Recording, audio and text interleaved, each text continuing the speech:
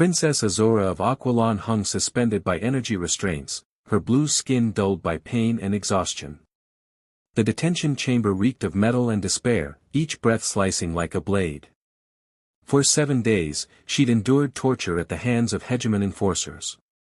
Yet she hadn't broken. Not yet. Defense codes, Princess, the faceless voice of Commander Draith echoed, his crimson visor glowing as he circled her like a predator. His black armor absorbed the scant lighting, making him seem like a shadow come alive. Your stubbornness benefits no one. Azora raised her head despite the weight of agony, red eyes blazing. Aquilon will never bow. Not while I breathe. Draith sighed, almost with theatrical patience, and produced a neural disruptor. The weapon hummed menacingly. That, he said, can be arranged.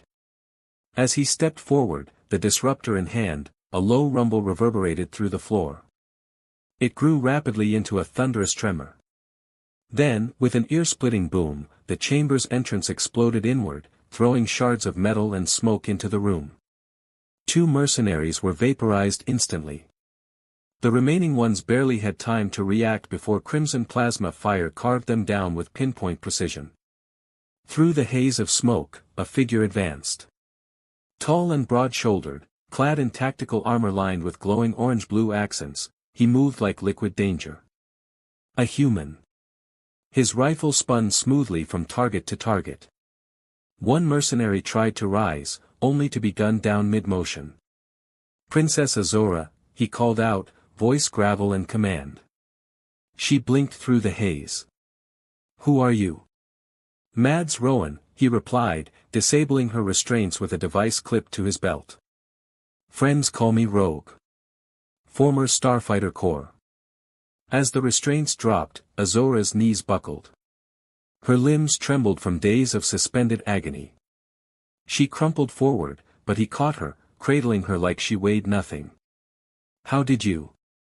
Questions later, he said firmly. We've got 15 minutes before this entire station becomes fireworks. You're dead, human, Draith roared from the other end of the chamber, firing wildly. Mads spun, shielding Azora with his body as he returned fire. A plasma bolt caught Draith in the shoulder, sending the commander sprawling behind a console. Alarms screamed. Red lights flashed along the corridor. The metal walls began to shudder rhythmically, symptoms of an unstable reactor. Mads carried Azora out the ruined chamber, his path clearing in a blur of precise, fatal shots. His arm around her waist felt warm and impossibly steady. You're insane, she murmured. Most survivors are. He set her down only when they reached a ladder leading to an auxiliary maintenance shaft. Can you climb? Azora's muscles screamed in protest, but she nodded. I'm the daughter of warriors. Lead the way. Mads grinned despite himself. That's the spirit, princess. With a final glance at the corridor behind them, they began to ascend. Explosions echoed below. Steam hissed from broken pipes. The shadows chased them like phantoms. As they neared the hangar level, Mads paused and peered around the corner. Hangar Bay 12 is just ahead. Guards, maybe 8. I count 2 heavy repeaters. Azora leaned heavily against the wall, breathing through cracked lips. That your ship? The Phantom, Mads nodded toward a sleek matte black vessel with pockmarked hull plates and asymmetric armor plating. She's held together with spit, glue, and 10 years of bad luck. Does it fly? Faster than anything in this sector. He handed her a compact blaster from his thigh holster. You any good with one of these? My father made me qualify as an expert marksman at 14. Mads blinked. Remind me never to piss you off. Their plan was simple. Mads would draw attention, Azora would flank left.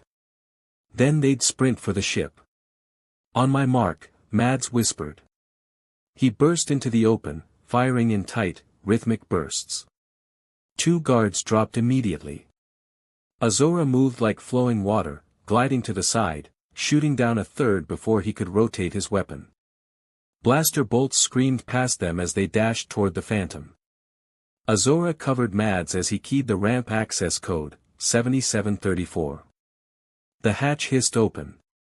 A heavy gunner emerged from behind a crate, leveling a shoulder-mounted launcher. Mads tackled him just as he fired. The missile slammed into the hangar wall in a deafening detonation, spraying shrapnel. Azora turned, fired 3 shots, each one precise. The last 2 remaining guards fell. Mads finished the heavy weapons specialist with a brutal elbow strike and leapt onto the ramp. "Start the engines," he barked. "Scary control panel to the right. You'll know it when you see it." Azora staggered inside. Moments later, the ship's engines purred to life.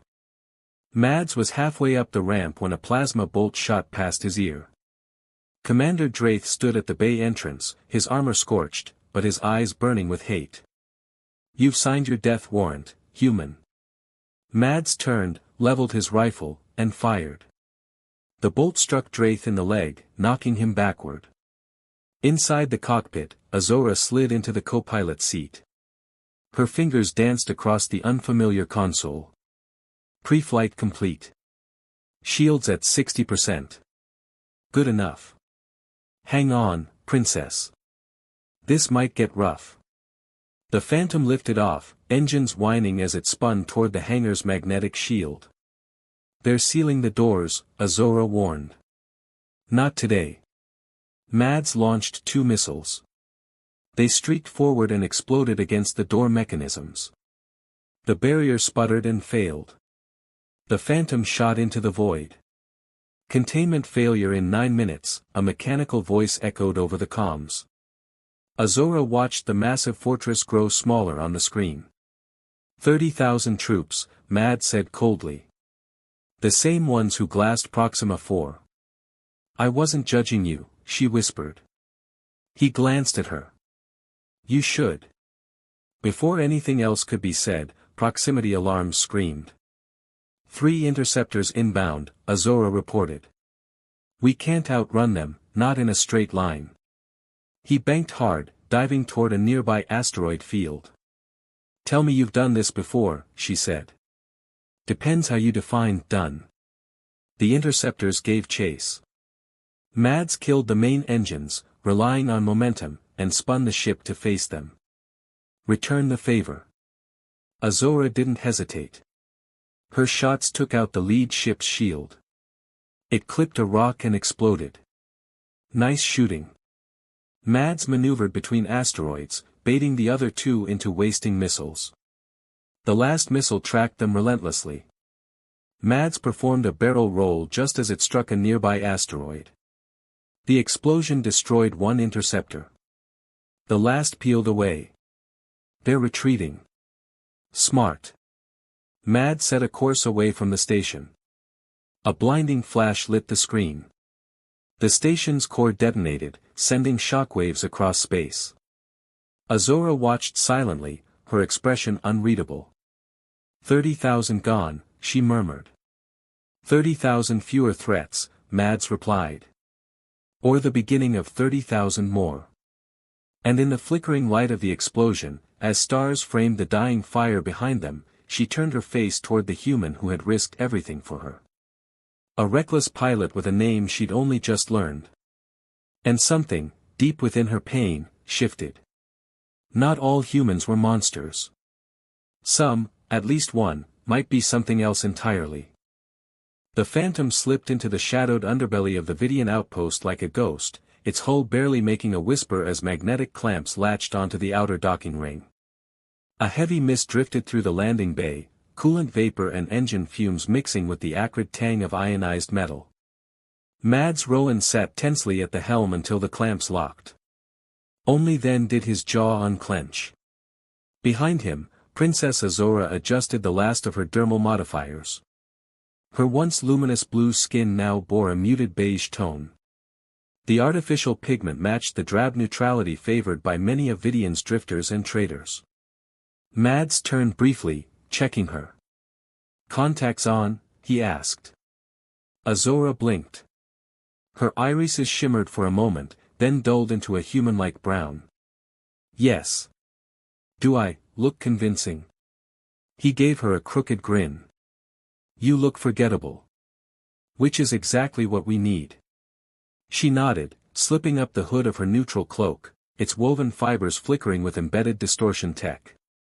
It made her silhouette seem slightly out of focus, just enough to confuse facial recognition systems. They disembarked into the vast concourse of the outpost. Vidian was no one's home, and that was its strength. Nestled in the edge space between Confederate zones and fringe worlds, it attracted the lawless, the exiled, and the deeply pragmatic.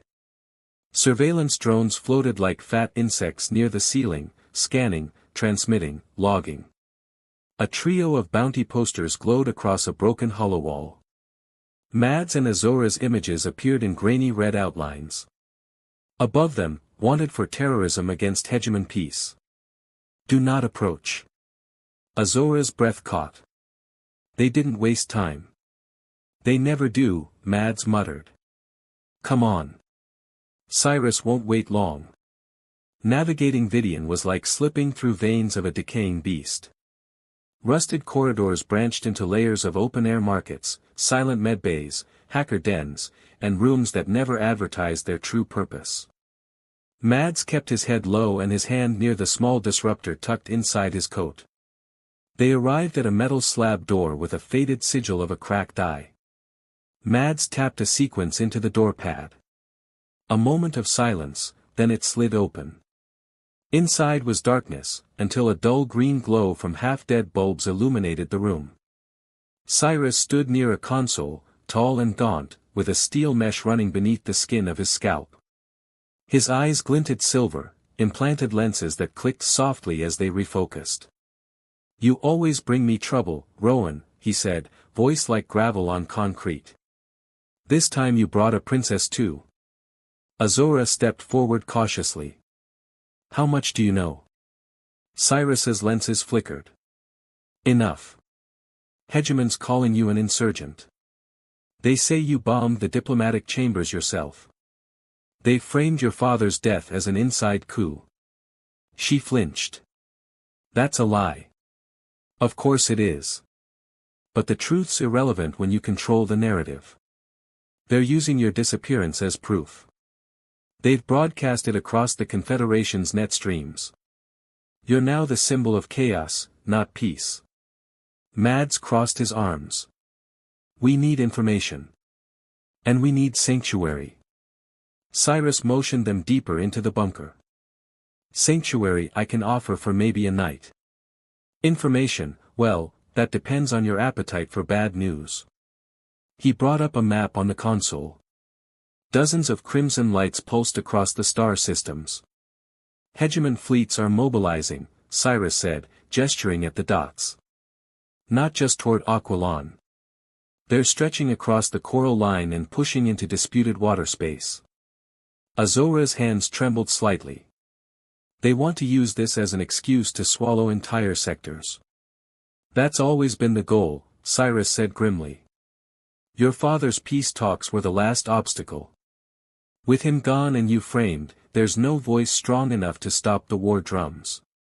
Silence fell. Then Mads asked, what can we do to break their momentum? Cyrus leaned forward. There's a ship. The Dominion. It's their flagship, carries the Central Fleet Command AI. It coordinates movements, relays battle protocols, targets resistance in real time. You bring that down, and you sever their ability to operate as a cohesive force. Azora looked at him, shocked. You're suggesting we infiltrate their command vessel? That's suicide. Not if you're ghosts. Which, right now, you already are. Mads studied the data Cyrus handed him, schematics, patrol cycles, encryption keys. His brow furrowed with every new screen. Azora stepped back, processing. Her mind reeled from the constant shift, one moment royalty, the next fugitive. And now? Saboteur. She found herself standing near a rusted porthole. The stars beyond it were unfamiliar. Mads joined her quietly. You don't have to do this, he said gently. She turned to him, her eyes still hidden behind the brown contacts, but the grief in her voice was unmistakable. My people are about to be crushed. My father's legacy rewritten. I won't run from this. He reached out, took her hand. Then we do it together. Their fingers stayed locked for a moment too long. Neither pulled away. Cyrus coughed loudly from behind. Save the honeymoon. We've got a warship to steal. That night, the three huddled in the command room of Cyrus's underground network. Each terminal hummed with stolen intelligence. A projection of the Dominion loomed in the air, slowly rotating, sleek, angular, armored like a beast. It docks at Karain Junction in 48 hours, Cyrus said. Security rotates during crew shift. That's your window. Azora traced the hull with her finger. What's inside the ship? Apart from an armory the size of a small city? A command AI node, firewalls layered like a fortress, and likely a full company of enforcers. You'll need an uplink virus strong enough to fry their coordination suite. Mads nodded. I'll handle the payload. Still got my old splicer gear. Cyrus handed him a silver briefcase. Then you'll need this. Got it from a rogue engineer who owed me blood. Should punch through most Confederation encryptions. Azora watched them work.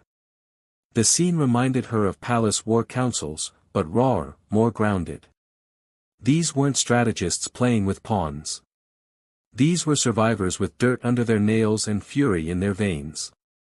Later, as they rested in separate quarters, Mads found himself unable to sleep.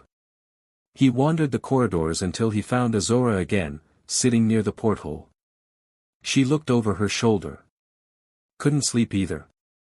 Not with what's coming. She hesitated. You were once part of them, weren't you? The Confederation? He sighed. Technically. I was a scout pilot. Believed in their promise until I saw what they did to defectors. And to civilians. Azora nodded slowly. You left. You chose another path. That gives me hope. He sat beside her. And you? Did you love your people? Your father? Her voice quivered. More than anything. But I never felt I belonged. I wasn't made for court games. I spoke too plainly. I danced too poorly. Mads chuckled. That makes two of us. They fell into silence, but the distance between them was smaller now. Azora leaned her head against his shoulder. For a moment, in the stillness between starfields, two fugitives from broken worlds found warmth. The next day, final preparations were made. Cyrus rigged a false transport identity for their approach. Mads loaded the virus into a concealed data spike. Azora practiced her movements, simulating guard evasion. The hardest part will be getting in, Cyrus warned. But once inside, all hell will break loose. You'll have 8 minutes at best. Azora tied her cloak tighter. Then we make every second count. As they left Cyrus's hideout and disappeared into the maze of Vidian, a signal blinked quietly on one of the terminals. Somewhere far away, in the heart of a burning data fortress, the Dominion had registered an anomaly. And it was watching. The supply freighter Industrious Vane drifted silently toward the massive, blade-like silhouette of the Hegemon command ship, Dominion. Its hull bristled with defense turrets and sensor spires, black against the void like a floating executioner's axe. Mads Rowan stood beside Princess Azora in the cramped hold, their stolen uniforms perfectly pressed, bearing the insignia of Sector Logistics Authority.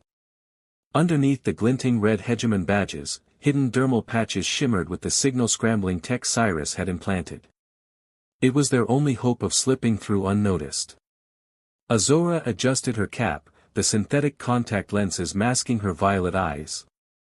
Her usual ethereal presence was subdued by the blunt gray of her disguise. The once glowing blue skin of royalty had been dulled by dermal modifiers to a sickly tan. You ready for this?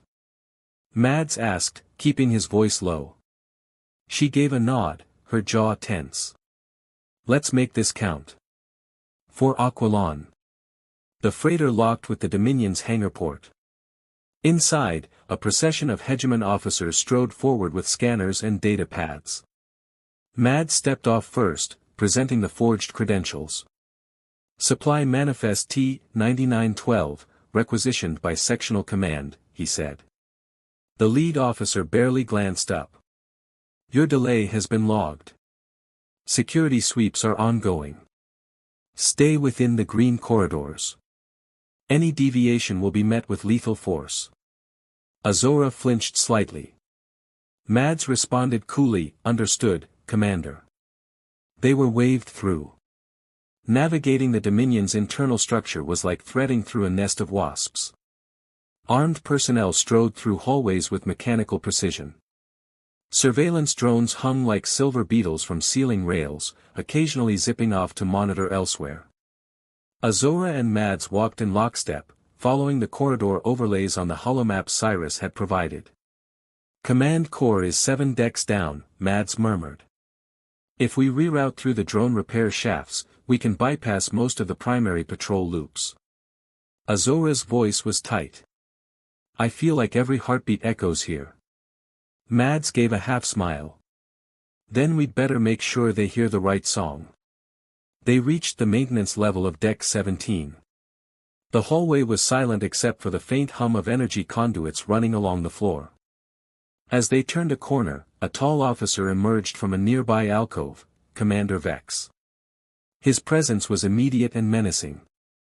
A silver implant pulsed where his right eye had been, feeding real-time data into his vision. His uniform bore stripes of black and crimson. You, he said sharply, eyes flicking to Mads. Identification. Azora froze. Mads stepped forward calmly, handing over his forged ID tag.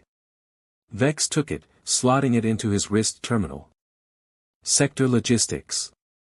Manifest 9912. I wasn't notified of this transfer. Priority reroute from Kalos Prime, Mads lied smoothly. Supplies were deemed high value by strategic oversight. Vex implant flickered. I wasn't notified, he repeated, his tone colder now. And I don't enjoy being uninformed. Azora tightened her grip on the datapad. Mads didn't blink. Orders came directly from Admiral Helver. Perhaps you'd like to question his priorities. Vex's jaw clenched. For a long moment, the commander studied them. Then, finally, he tossed the ID back. Watch your steps. This ship doesn't tolerate errors. They walked away slowly, suppressing their urge to run. 2 levels lower, they ducked into a narrow maintenance shaft lit only by strobing red status lights. A ladder led downward, deeper into the Dominion's neural pathways. Mads opened a side panel and connected Cyrus's virus module to a data port. Azora knelt beside him, eyes scanning the cramped hallway. Uploading, Mads muttered. 40 seconds. Azora's heart pounded. She heard distant boots. 35. She drew a concealed pulse blade from her boot. Contact incoming, she whispered. 2 guards rounded the corner. Azora moved like lightning, slamming one against the wall, slicing the second's blaster arm before he could fire. She finished them fast, but the sound had been too loud. 15 seconds. The alarms erupted, wailing, red-lit fury. Lockdown protocols began. Hold them, Mads shouted, hands flying over the data interface.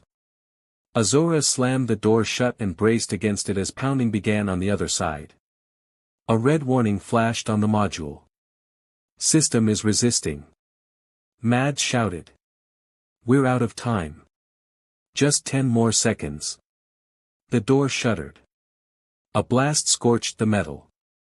Azora turned, blue sparks flaring at her fingertips.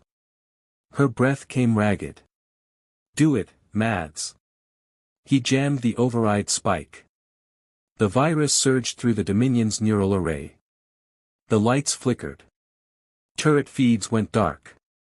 Across the ship, command pathways dissolved into corrupted loops. Mads grabbed the module and spun to Azora. Done. Move. They darted into a ventilation access shaft. Blaster fire sang behind them as patrols converged. Up 2 levels, Mads gasped. Emergency evac point at Junction 12. They scrambled upward, smoke filling the shaft from ruptured panels. Outside, the Confederation fleet began its assault. Cyrus's forces emerged from the edge of the system, dozens of cruisers, retrofitted frigates, and stealth interceptors. The Dominion's command systems faltered. Orders lagged. Tactical uplinks froze. Gun batteries failed to fire. Subsystems rebooted in loops. Cyrus, aboard his cruiser Vigilant Ash, watched the Dominion flounder. They did it, he whispered. Launch all fighters. Aim for their sensor spires. While they're blind, we break their teeth. Explosions lit the void. Back in the Dominion, Mads and Azora burst out of the shaft into a wrecked corridor. A collapsed drone lay sparking near a wall. Mads pointed. Docking ring Epsilon. There's a lifeboat port. We won't make it before they. An explosion rocked the corridor, sending them sprawling. Azora coughed and stood first, dragging Mads up. Then, miraculously, gunfire rang out, against the hegemon troops. Cyrus's insurgents. Rebel Marines stormed the corridor, clearing a path. Rowan. Over here. They sprinted toward the evac pod. Mads punched the sequence. As the hatch opened, Azora turned one last time to the burning corridor behind them. We'll come back for the rest. We have to. Mads nodded. They launched just as the Dominion's hull split from a direct torpedo hit. In the aftermath, floating amid the burning wreckage of the once proud Dominion, Azora leaned her head against Mads' shoulder. Her breathing slowed. Did we really do it? Mads looked out the viewport, where the hegemon fleet had begun a chaotic retreat. We did. But it's only the beginning. Azora closed her eyes. Then let's finish what we started. Together. The stars stretched beyond them, distant, burning, and free. The corridor lights pulsed red as the Dominion security lockdown engaged. Doors slammed shut with hydraulic finality, sealing sectors one by one.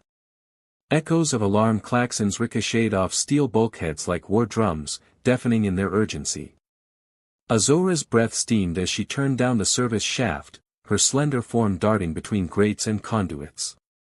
Her blue skin, now streaked with grime, shimmered faintly in the red emergency glow. Behind her, the sounds of approaching boots drew closer, Dominion enforcers sweeping the levels.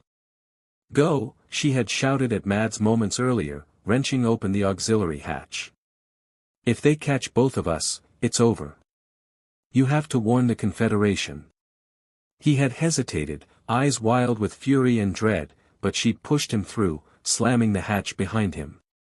Now, she ran alone. But not far. A stun blast struck the wall inches from her shoulder. Azora fell, scrambled to rise, another hit struck her thigh. She crumpled. Darkness folded around her. When Azora woke, she was in a sterile chamber of pale steel, restrained in an upright gravity field. Her head throbbed, but her spirit burned hotter. Admiral Drace stood across from her, a looming hegemon officer draped in ceremonial black, his chest adorned with gold-threaded sigils of conquest. His gray skin was taut and pallid, his sharp eyes glittering with predatory glee. Princess of Aquilon, he purred. How kind of you to visit. She said nothing, her expression calm despite the pain in her limbs. Drace paced before her. You've stirred quite the storm. The virus disrupted our comm protocols and gave the Confederation enough time to mobilize. But more importantly. He stepped close, lowering his voice. Your leverage. Your people will think twice before resisting, once they see their beloved heir in chains.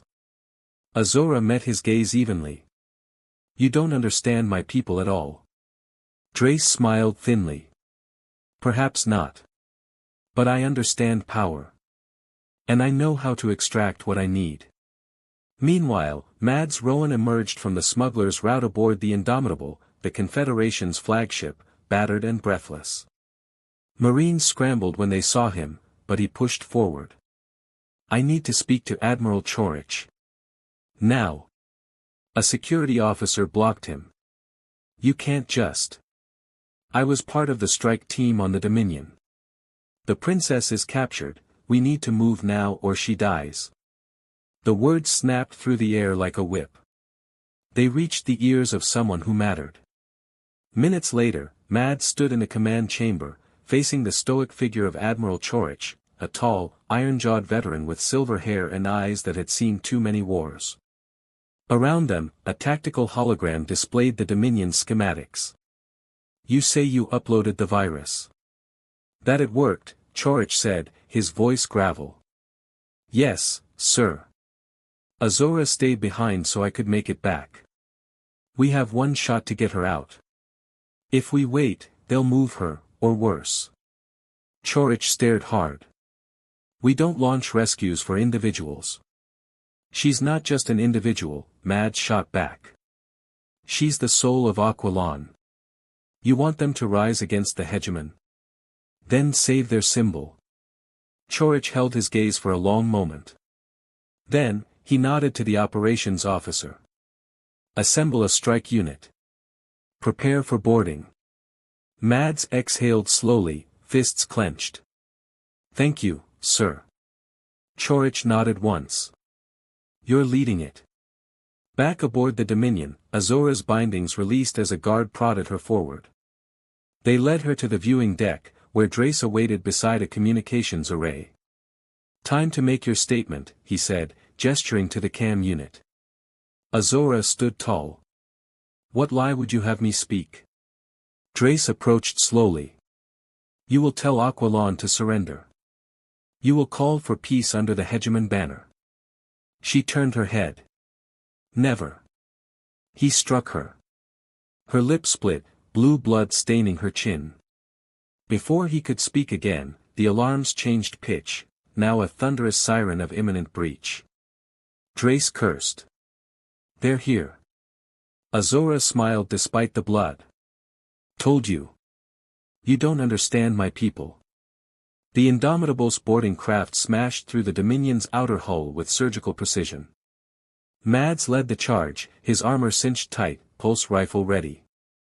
Behind him, Confederation Marines poured through the breach, clearing the corridor with disciplined fury. Find her.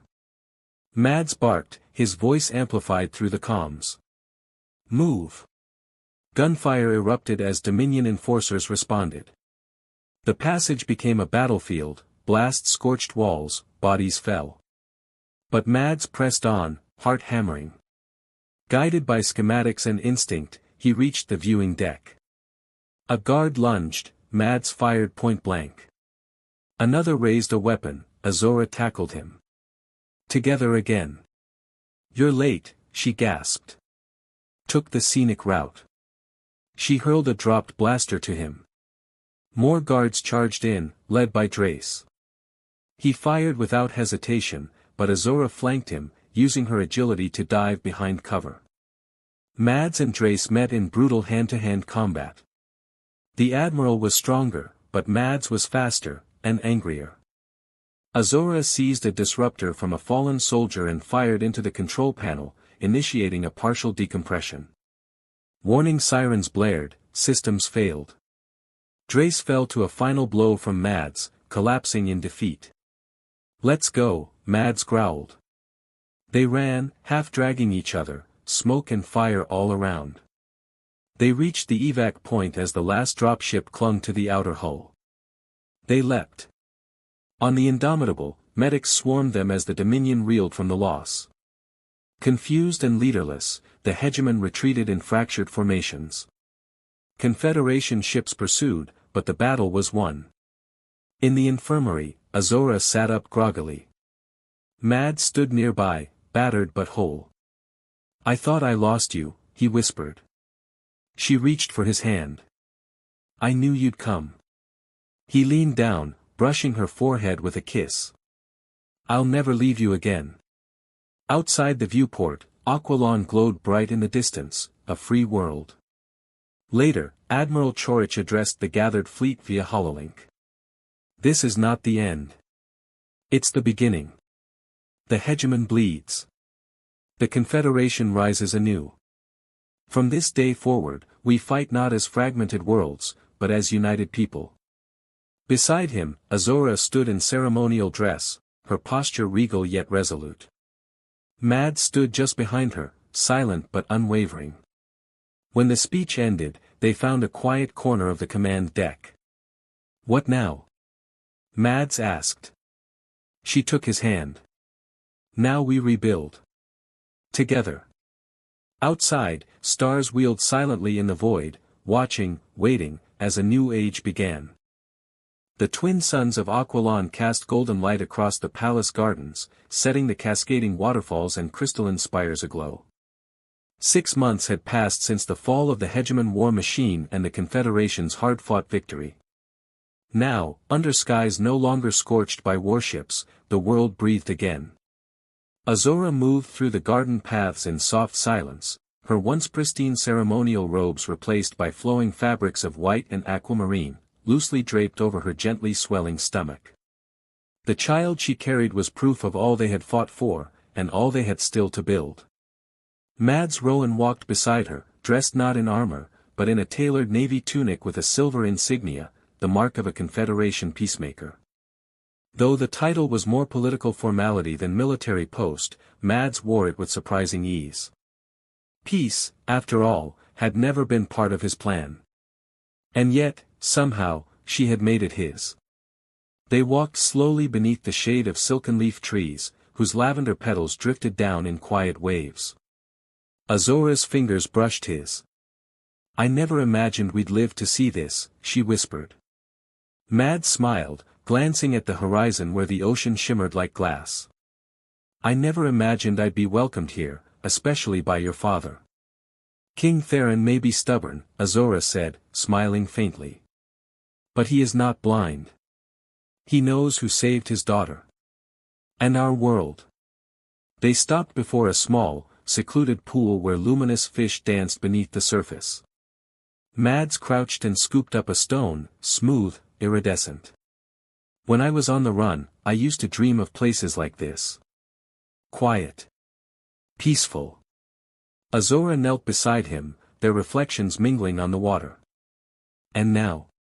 Now, he said, turning to her, I dream of building a future here. With you. Her heart stilled. Mads. He rose slowly and drew a small object from his belt pouch, a delicate band of braided silver infused with a fragment of starlight crystal. Aquilon's most sacred metal, it shimmered with a light that never dimmed. I know we come from different worlds. I know the past haunts us both. But I also know this, we found each other in the fire. We survived. And now, I want more than survival. I want a life. With you. Always. Azora stared at him, eyes wide, tears threatening to fall. You're proposing. I'm asking, Mads said, voice steady, if you'll be my wife. If you'll let me be your partner in everything. Not just the war. But the peace, too. She didn't hesitate. Yes. He slipped the ring onto her finger, and for a moment, the world held its breath.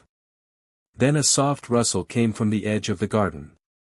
King Theron stood beneath the arch of flowering vines, arms folded. Beside him, Admiral Chorich looked on with a rare, approving nod. Did you know they were watching? Azora asked softly. Mads chuckled. I suspected. Theron approached, regal in his long sapphire robe, a golden circlet resting on his brow. His expression was unreadable, but when he reached them, he extended a hand. I once feared my daughter would be taken from me by war, the king said. Instead, she was returned to me by the very man I once distrusted. You have proven your heart, Mads Rowan. And if she will have you, then so shall I. Mads shook his hand. Thank you, your majesty. Chorich joined them with a low bow. Word of your union will spread quickly. And it will give hope to many who still doubt this fragile peace. Azora turned toward him. How fair the council talks. Slow but promising, Chorich admitted. Old wounds run deep.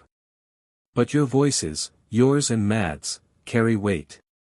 Your child may be born into the first true alliance this galaxy has known in a century.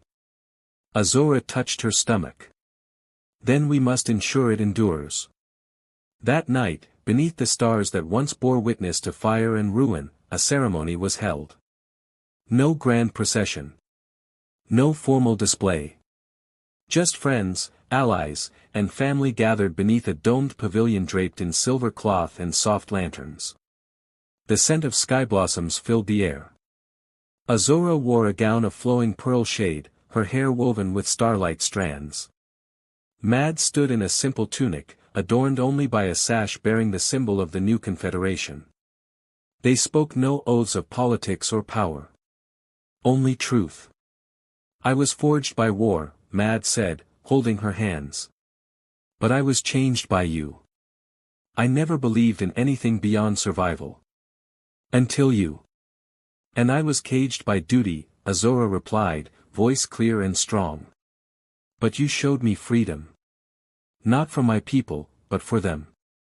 And for myself.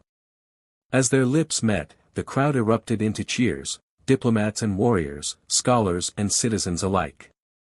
Even Theron wiped a tear from his eye. In the days that followed, Aquilin's gardens blossomed wider. Treaties were signed. Trade lines reopened. Old enemies began to speak as equals. It was slow. Fragile. But real. Mads and Azora traveled to allied worlds, speaking not as rulers, but as survivors. As lovers. As parents-to-be. And in every speech, they spoke of unity, not as a thing bestowed from above, but something forged, choice by choice, heart by heart. One evening, as the sun dipped low, casting long shadows across the balcony of their new residence, Azora leaned into Mads' embrace. Do you think it will last? She asked. He didn't answer right away. Then. Nothing ever lasts unless we fight for it. But I've fought enough to know this, some things are worth the risk. She smiled, pressing a hand to his chest. Then we fight. Together. He kissed her forehead. For the stars, he whispered. And for the vows, she returned. Beneath the sky that had once wept with fire, their love burned brighter than ever. And from the ashes of war, a new constellation was born. Not of ships or banners. But of hearts aligned. Of stars. And vows.